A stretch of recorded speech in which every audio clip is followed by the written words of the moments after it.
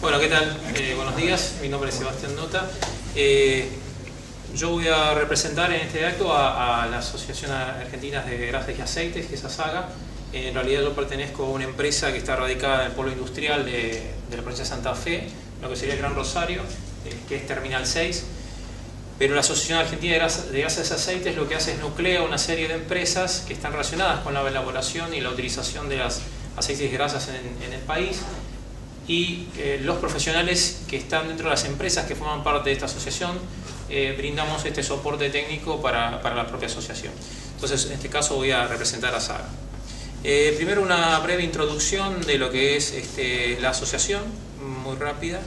Es una asociación sin fines de lucro, está radicada en Argentina, fue fundada en el año 90, como ven ahí, está registrada en la Dirección Nacional de Protecciones de Datos y es miembro de una serie de asociaciones internacionales y nacionales. Tiene dos sedes sociales, una está acá en la provincia de Buenos Aires y otro está, en Capital Federal y otro está en la ciudad de Rosario, que son, en principio la de Rosario es la que más actividad tiene relacionada con este tipo de industria, pues como les dije es el polo en particular de las grandes aceiteras y de la producción masiva de aceites y grasas. Con respecto un poco a la visión y misión de la empresa, es como decía recién, es una asociación sin fines de lucro que lo que hace es tratar de aportar hacia las partes interesadas investigaciones científicas, estudios, capacitaciones. Partes de los conceptos que están relacionados con la misión de ASAGA son estos: investigación y desarrollo, capacitación, cooperación técnico-científica, relaciones institucionales. Tiene alianzas internacionales estratégicas con la OCS, que es una organización muy grande, está radicada en Estados Unidos, con la filial latinoamericana, que sería de la OCS, con una asociación similar que está en Chile y otra que está en Brasil. Con respecto a las alianzas nacionales, están relacionadas con universidades, principalmente institutos de referencia. Acá tenemos universidades tanto en Buenos Aires como en Rosario, Facultad de Ingeniería, por ejemplo, la Universidad Tecnológica, el IRAM, Bolsa de Comercio de Rosario. Como asociación tiene una estructura bien determinada, de hecho tiene un presidente, vicepresidente, tiene tesorería. Si bien es sin fines de lucro, como les dije recién, el aporte que recibe esta asociación es de las empresas que conforman la misma. Los miembros institucionales son 62 empresas del país. En total estos socios institucionales aportan a la asociación tanto en forma, digamos, monetaria como participando obviamente, sino también en estudios científicos y soporte técnico. En lo que respecta a capacitación, se desarrollan numerosos cursos. Hay cursos relacionados con la producción de aceites y harinas, hay cursos relacionados con la refinación de aceite, con la producción de biocombustibles. Están desarrollados a lo largo del año y en la página web de la asociación pueden verlo.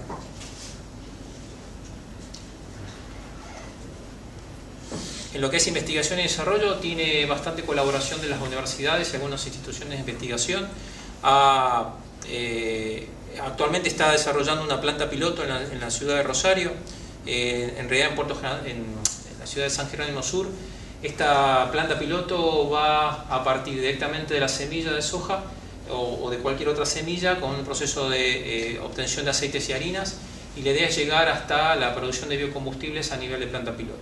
Este proyecto en sus primeras etapas teóricamente iba a culminar en 2015, vamos a ver si va hacia adelante. Todo este proyecto está desarrollado en forma, digamos, colaborativa con las empresas que conforman la asociación. En lo que es publicaciones, tiene un departamento editorial importante y las líneas de comunicación que se utilizan principalmente son libros que compilan 10 y ahora 15 años de actividad de la asociación, que están dados por los boletines, estas unidades de aniversario. La revista AIG, que es una publicación trimestral, que también tiene un resumen de bastantes estudios que realiza la asociación y notas de interés. Y después tienen newsletters, ¿sí? Y algunos magazines que son desarrollados en forma web, ¿no? o electrónica. Finalmente, digamos, los invito a que ingresen a la página de www.asaga.ar, donde van a encontrar bastante información también de cursos, de investigaciones, una biblioteca virtual y un poco más de la asociación. Un poco la idea es hablar de ciertas características física-químicas de los aceites. Yo lo que quería hacer es, como en la primera medida, es hacer una introducción de lo que conocemos como aceites vegetales y finalmente terminar en qué características tiene un aceite vegetal usado. Por eso el temario que propongo, digamos, en esta reunión es, primero, hablar de las características de los aceites vegetales en sí, partiendo de la base de que el aceite usado se ha generado por un aceite vegetal. Características de los aceites para frituras, porque nosotros usamos en nuestras casas normalmente aceite vegetal, que puede ser aceite de girasol en una botella, pero en realidad el uso masivo de aceite vegetal es realizado por las empresas gastronómicas y debe cumplir ciertas características para que el aceite resista la temperatura, la oxidación, y a su vez pueda darle ciertas características también al alimento en el cual estoy utilizándolo. Después voy a nombrar un poco lo que es la degradación del aceite y sus reacciones, y finalmente las características del aceite vegetal usado. Como características de los aceites vegetales hay una clasificación tomada como en dos líneas, que una es el recurso o la materia prima del cual provienen y la composición de ácidos grasos que conforman la molécula de triglicéridos específicamente. Los aceites vegetales son triglicéridos o triacilglicéridos. En función del recurso tenemos aceite de girasol, soja, colza o canola. La canola es una modificación genética de la colza, que es Canadian Oil Acid, que es una variedad que tiene bajo contenido de un ácido grúsico que es tóxico para la persona. Por eso fue desarrollada en Canadá. La palma, el palmiste sería el aceite de la semilla de palma, no del fruto, y tiene características distintas. Sésamo, maíz, oliva, estos son los principales. Hay muchísimos aceites, pero que están en muy pequeña cantidad en la materia prima, por lo tanto no son de relevancia. Por su composición de ácidos grasos los podemos subdividir en saturados, monoinsaturados, poliinsaturados y oxigenados. Cuando hablamos de saturados, es la molécula de ese ácido graso tiene una gran cantidad de hidrógeno en su composición. Cuando hablamos de monoinsaturados, una parte de la molécula tiene un doble enlace, lo que hace un solo enlace, por eso es mono, que hace que pierda dos hidrógenos esa molécula. Poliinsaturados son dos o más dobles enlaces. Y los oxigenados tienen un oxidrilo o un oxígeno en una parte de esa molécula. El típico clásico o aceite oxigenado es el aceite de ricino o de tártago, conocido, digamos, en Argentina.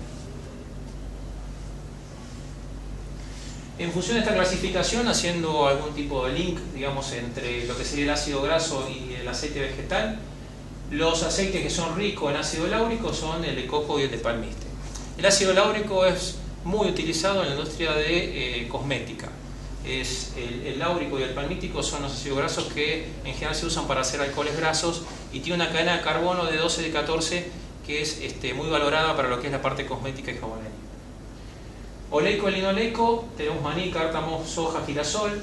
El oleico sería un monoinsaturado y el linoleico sería un poliinsaturado. Después tenemos desarrollos genéticos que están apuntando a incrementar el contenido de ácido oleico, digamos, dentro de la materia prima, que tenemos girasol alto-oleico, canola alto-oleico. El ácido oleico es un ácido graso o los aceites que contienen ácido oleico, es un ácido graso muy degradable por el cuerpo humano y es muy sano para la salud, al contrario de un saturado que generalmente tiene problemas, genera problemas de un tipo de salud. Entonces se ha desarrollado este cambio genético para aumentar el contenido de oleico. En general, las materias primas no tienen alto contenido de oleico, algunas más que otras. El desarrollo es más bien a nivel de la semilla. El úsico es el ácido graso que yo les comentaba, que en el caso de la colza está en grandes proporciones y por lo tanto es tóxico. El aceite de colza no sería comestible en esas condiciones. Entonces la modificación genética es la canola, que tiene muy bajo contenido de este ácido. Y los oxigenados, el ricino, como les comentaba.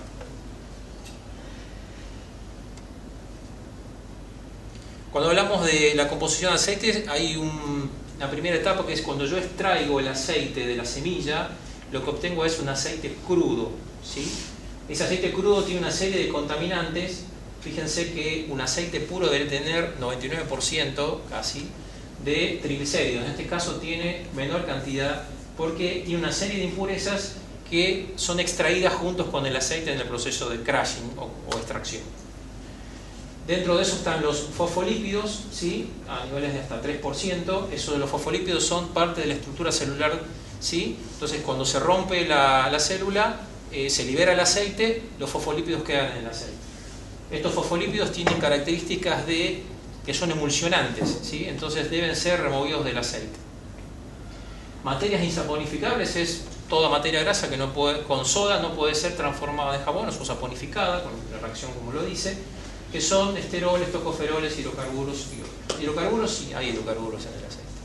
Son hidrocarburos complejos, no gasoil, no con la composición del diésel, pero son algunos compuestos aromáticos que están en pequeñas cantidades y son producidos por la planta misma en el proceso de metabólico. Y ácidos grasos libres tienen un valor importante. Hay materias primas que tienen alto contenido de ácidos grasos libres de por sí, como son la palma. Bueno, el sebo también es el caso de estudio en este momento, pero el sebo tiene valores hasta del 3-4%, depende de cómo sea su proceso de extracción. En el caso de el aceite de maní tiene valores un poco más altos, 1 o 2% de acidez. En este caso de 0,5 es más para un girasol. Cuando yo hago el proceso de refinación de aceite, lo que voy a hacer es remover todas las impurezas, por lo tanto voy a llegar a un contenido de triglicéridos de casi 100. ¿Por qué digo esto? Porque en realidad ese es el aceite que yo voy a utilizar para hacer el proceso de fritura. Acá un poco comentarios sobre cómo es la molécula de triglicérido, para entender el concepto. Está formado, esto lo necesito tomar para después la parte de composición o la parte de degradación del aceite. En el caso de los triglicéridos están formados por una molécula de glicerol y 3 moléculas de ácidos grasos. Esos ácidos grasos pueden ser distintos o iguales, va a depender un poco del metabolismo de la planta o de la propia fuente de materia prima, cómo los distribuye. Puede haber un ácido graso que sea palmítico, el otro esteárico, el otro linoleico. Eso va a depender un poco de la materia prima.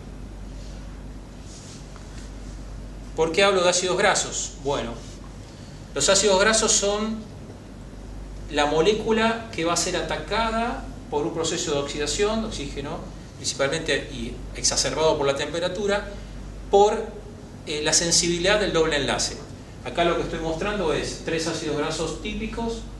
El palmítico, como verán, es una molécula casi lineal, que no tiene dobles enlaces. El ácido oleico tiene un doble enlace, lo van a identificar en realidad porque tiene 2 moléculas de hidrógeno, los 2 globitos blancos, eso indica que ahí está el doble enlace. Y el caso del ácido linolénico tiene 2, y en el caso del ácido linolénico tiene 3. Entonces, en función de esto es fácil decir cuál es el ácido graso más sensible a ser degradado, el ácido linolénico. Y vamos a ver ahora que es uno de los ácidos que yo no debería tener en un aceite que va a ser utilizado para fritura. La importancia de esos dobles enlaces o de la presencia de ácidos grasos con dobles enlaces en el aceite.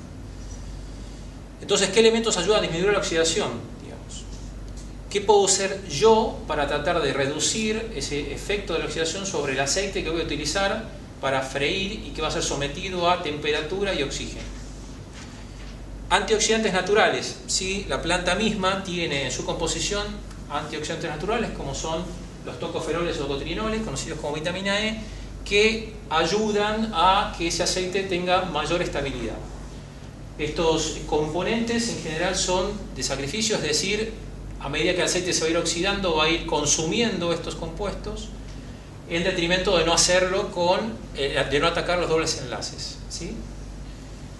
Es decir, tienen una vida útil determinada. Después puedo utilizar antioxidantes sintéticos que son agregados en el aceite. De hecho, ustedes agarran una botella de un aceite comestible y van a encontrar antioxidantes o directamente el nombre, BHT, BHA o TBHQ.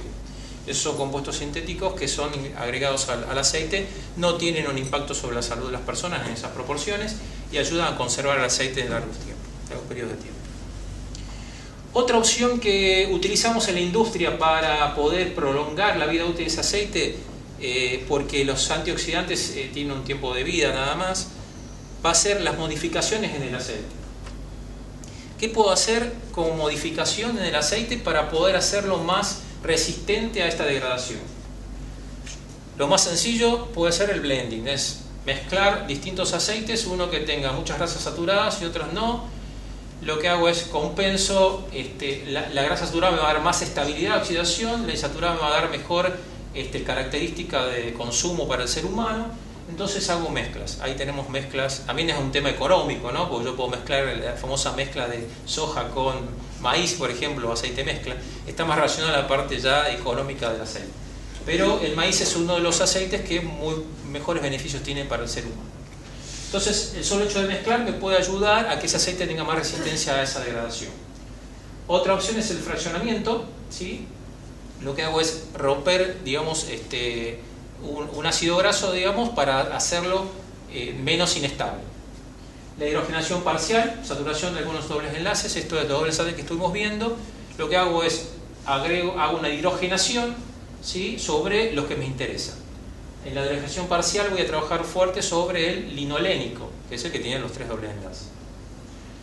Y una interesterificación es, tengo dos aceites, lo que voy a hacer es cambiar la molécula de ácido graso de uno al otro para lograr una combinación de ácidos grasos en la molécula de triglicérido que sea más acorde con la necesidad que tengo.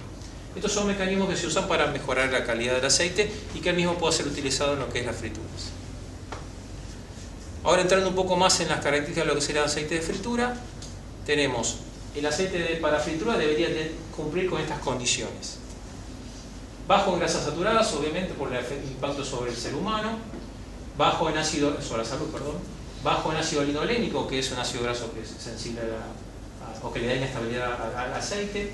Alta estabilidad oxidativa y al sabor, la palatabilidad, o sea, el gusto amargo o rancio que puedo sentir en el aceite. Y libre de grasas trans, digamos que hoy es el tema en cuestión, ¿no?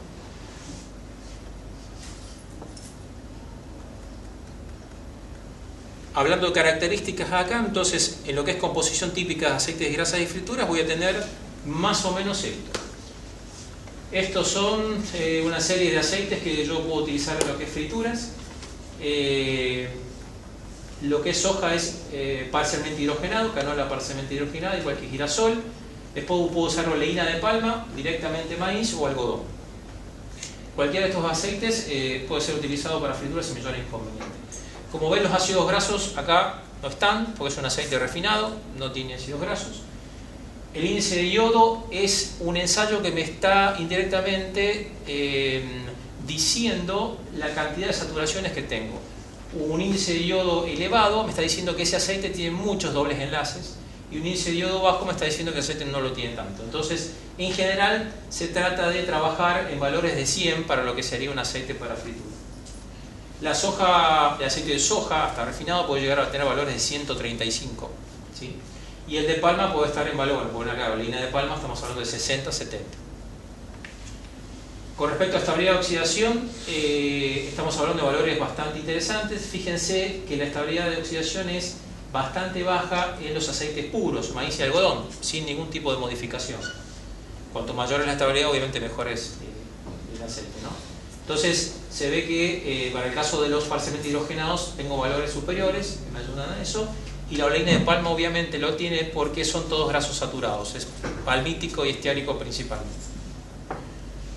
En composición de ácidos grasos, tiene muy poco de lo que serían los ácidos grasos saturados, carbono 14 y 16. Y tiene bastante cantidad de 18,1 y 18,2, no teniendo casi nada, lo más conveniente, en lo que sería el linolénico. Caso oleína de palma, obviamente, como ese aceite no ha sido modificado, es el contenido que tiene normalmente la palma. La oleína de palma es, cuando yo extraigo el aceite, voy a tener, por diferencia, bajando la temperatura, dos fases. Una que es muy sólida y otra que es líquida. Esa líquida es la oleína de palma. La sólida está relacionada con los más saturados.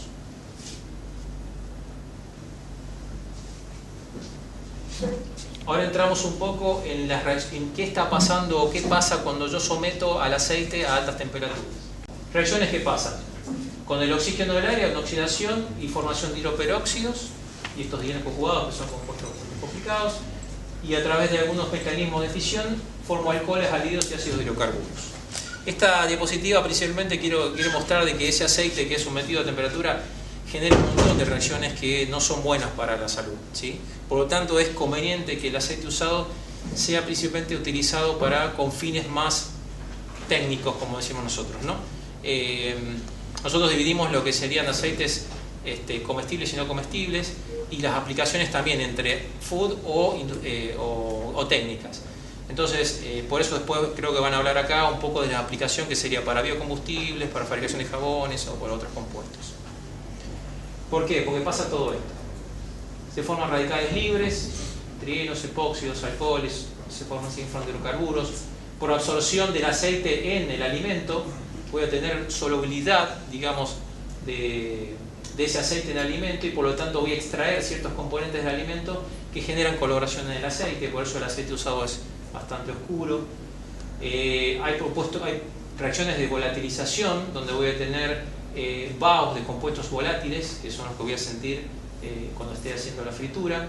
Hay reacciones de hidrólisis también, que forman ácidos grasos diacilglicéridos, triacilglicéridos, que son compuestos que generan emulsión en el aceite, ¿sí? Entonces, todas estas reacciones químicas se están dando con el impacto del oxígeno, del aire, y con la temperatura que está sufriendo el aceite de fritura. Si yo tengo un aceite de fritura que tiene estas modificaciones, como vimos recién, y tiene antioxidantes agregados o naturales, estos procesos van a prolongar un poco el uso de ese aceite. Ya entrando un poco en lo que serían las características del aceite vegetal usado, esta es una muestra, digamos, disculpen el término, bastante bastardeada lo que sería un aceite usado, porque tiene dos fases bien diferenciadas. Esto puede darse cuando yo agarro el aceite y lo coloco en un bidón, ¿sí? Y después que lo pongo en esta ampolla de decantación. Puede haber de todo. En ese aceite usado puede haber de todo. Lo que se hace normalmente es hacer separaciones de esas dos fases. ¿Cómo están definidas las fases?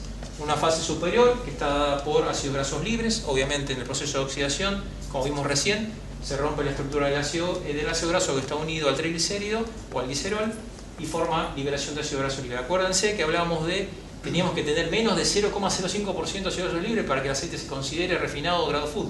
Bueno, acá estamos hablando de 1, 2, 3, hasta 5% si lo dejo mucho tiempo almacenado. Contenido de triglicéridos obviamente es menor al 100, el índice de peróxido y el índice de paranicidina son dos indicadores de degradación, son ensayos químicos que me están indicando que ese aceite está degradado, igual que la estabilidad de oxidación. Como dijimos recién, la estabilidad de oxidación debería ser superior a las 15 o 20 horas, acá estamos hablando de menos de 2. Restos de hierro que puedo haber quedado, depende de los elementos que utilicé para manipular ese aceite, y después estas sustancias polares, polímeros y hielos. En la fase inferior, obviamente voy a tener, por su diferencia de solubilidad, agua libre, sedimentos y contaminación microbiológica, digamos. Acuérdense, los microorganismos crecen en medio acuoso. Si yo tengo agua, tengo sustrato, que sería el aceite, tengo crecimiento microbiano terrible. ¿Qué es lo que hacen los microorganismos?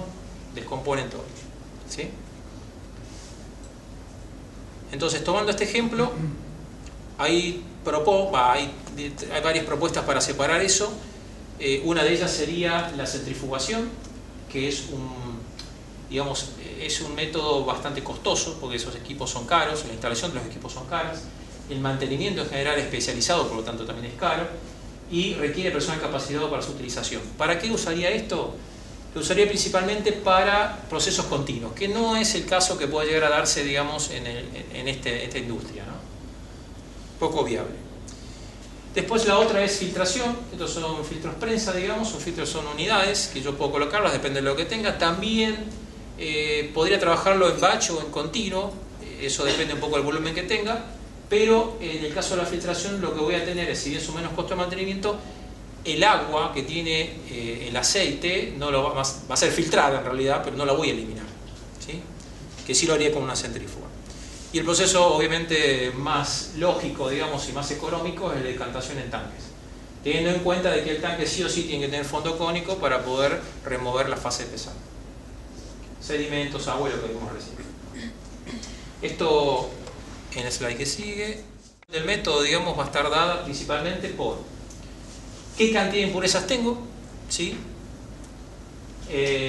La especificación del aceite a disponer, es decir, si el que va a comprar el aceite no me cuestiona demasiado la calidad de ese aceite, yo podría dejarle más contenido de una cosa a la otra. Y después el volumen de aceite tratador, es decir, como dije recién, si el volumen es importante puedo trabajar un proceso de centrifugación o de filtración. Si es pequeño, conviene utilizar simplemente una decantación. Pero es importante esta separación para el aceite. Una especificación propuesta, digamos, para lo que sería un aceite vegetal usado, está hablando de valores de humedad de 1%. Tengan en cuenta de que, a ver, el aceite, dependiendo un poco de su composición, es como, no debería mezclarse con el agua. Ese 1% es agua que puede haber incluida en el aceite vegetal causada por esos compuestos que dan más solubilidad del aceite en el agua. No es recomendable que tenga más del 1%, una acidez no más del 3%.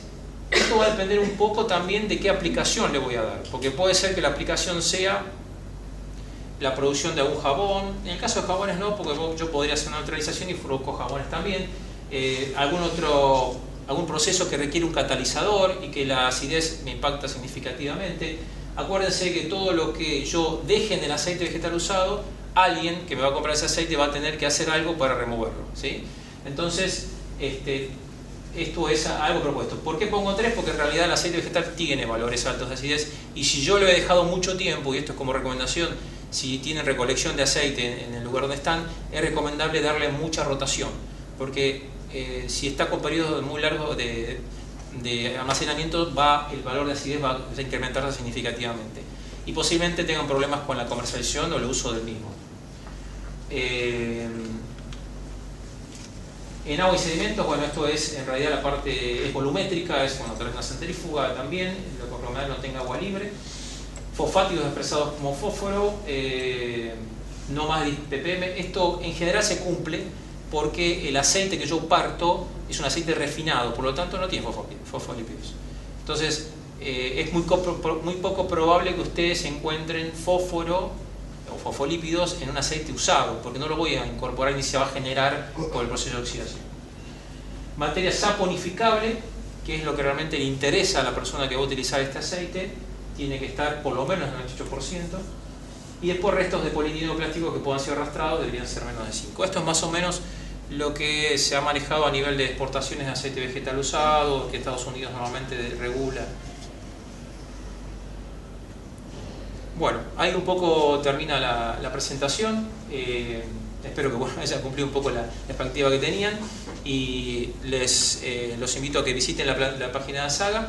Después, si quieren acercamiento, les doy una tarjeta para que podamos hablar un poco de algunos temas específicos. Muchas gracias.